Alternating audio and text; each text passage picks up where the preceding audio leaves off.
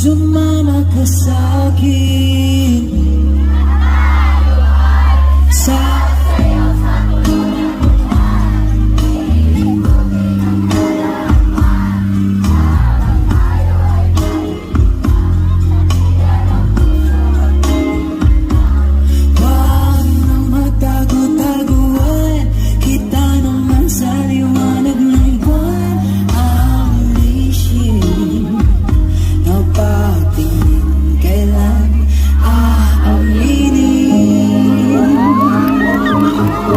pwede bang buksan natin yung mga mata?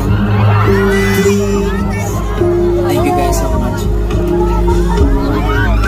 Now, sabayan niyo yung kamay ko. Ang hiyad ng hangin, di na dalago sa